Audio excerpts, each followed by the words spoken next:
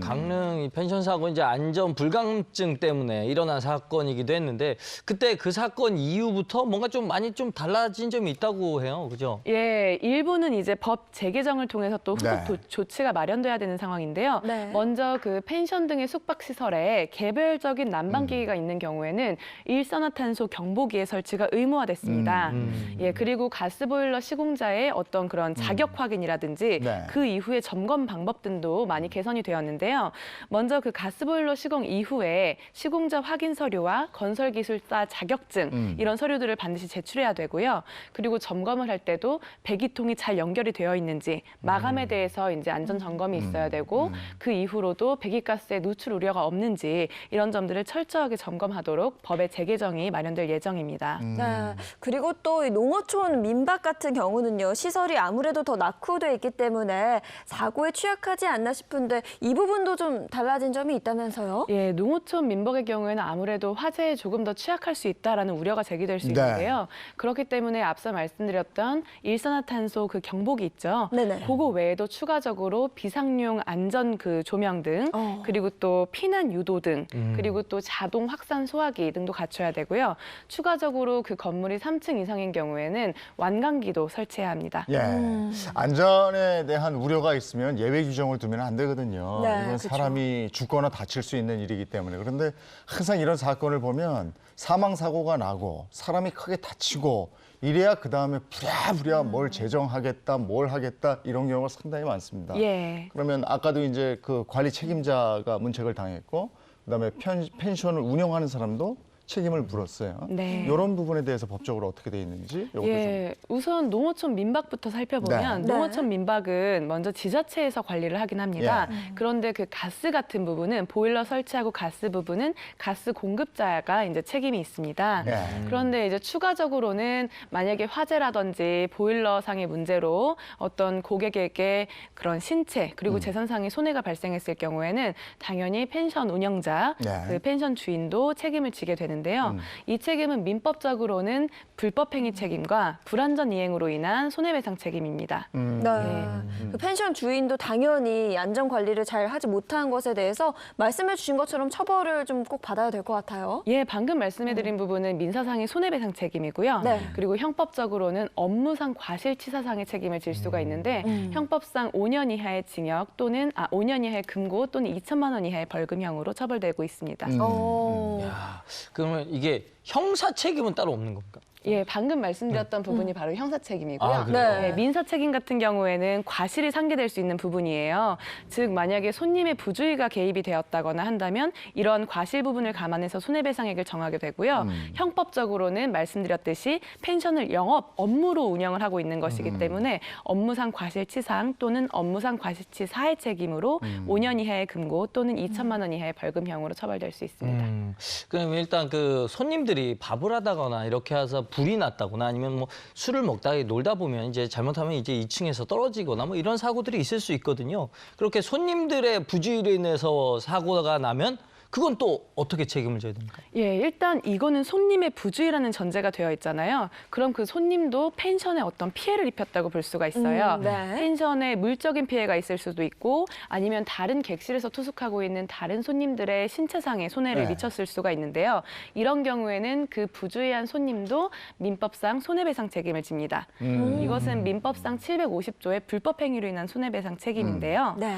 그런데 이 화재가 발생한 이유가 물론 손님이 부주의했을 수도 있지만 펜션에 어떤 비치되어 있는 공작물이나 물건들이 화재에 취약했을 수 있어요.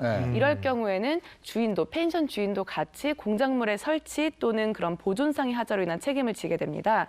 그래서 이제 이때에는 손님이 그 부주의한 책임과 그리고 펜션주의 어떤 화재에 취약한 공작물 등의 그런 책임들 이런 것들이 가만히 되어서 서로의 과실을 상계해서 책임을 지게 되는 것입니다. 야, 그러면 그런 부분은 다툼이 상당 기간 갈 수도 있겠는데요. 그렇습니다. 맞습니다. 일단 법원의 소송으로 제기가 네, 된다면은 네. 그 각자의 책임 부분에 대해서 이제 그러니까. 입증할 수 있는 자료들이 제출이 되고 예, 예. 실제 그 손해에 발생했던 그 인과관계들을 아주 면밀하게 따져서 감정까지도 하는 경우들이 많습니다. 그 실제 사례도 한번 좀 알아봤으면 좋겠는데요. 예, 최근에 굉장히 안타까운 사례가 있었는데요. 2016년 여름에 네. 그 온 가족이 펜션으로 놀러 갔다가 네. 아주 심각한 사고를 당한 사건이 있었습니다. 온 가족이 네. 여름 휴가를 갔다가 네, 그 가족에게는 부모하고 네. 3살배기 아이고, 아이고. 어린 아이고. 아이가 있었습니다. 아, 3살배기랑 갔으면 아주 이제 즐거운 여행을 꿈꾸면서 갔을 텐데 말이죠. 그렇죠. 예, 맞습니다. 3살배기 아기는 특히 또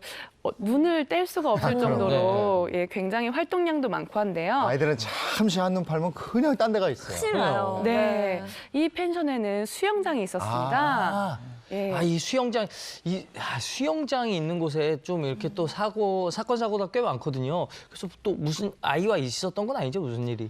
굉장히 가슴 아픈 일인데 그 수영장의 수심은 한 80cm 정도. 네. 네. 성인 기준으로는 깊지 않은 수영장이었어요. 그런데 이제 그 수영장에 고무보트가 하나 있었는데 네. 그 아이가 그 고무보트를 잡으려고 하다가 수영장 물에 빠져서 결국에 숨지는 그런 사고가 발생했습니다. 와, 정말 비극적인 사건이 아닐 수가 없을 텐데요. 사실 펜션 안에 수영장은 이용 시간 같은 게 좀 따로 있어서 이용 시간 아닐 때는 문을 잠가 놓는다거나 펜션 쪽에서 어떤 조치를 대부분은 취하지 않나요? 예, 맞습니다. 이 펜션에서도 기본적인 조치가 있었는데요. 네. 먼저 그 수영장 앞에 안내판이 있었어요. 거기에는 그 수심이 80cm 정도이고 이 수영장에 이제 잘못 이용하게 될 경우에는 물놀이로 인해서 큰 사고가 발생할 수 있으니 주의하셔야 된다.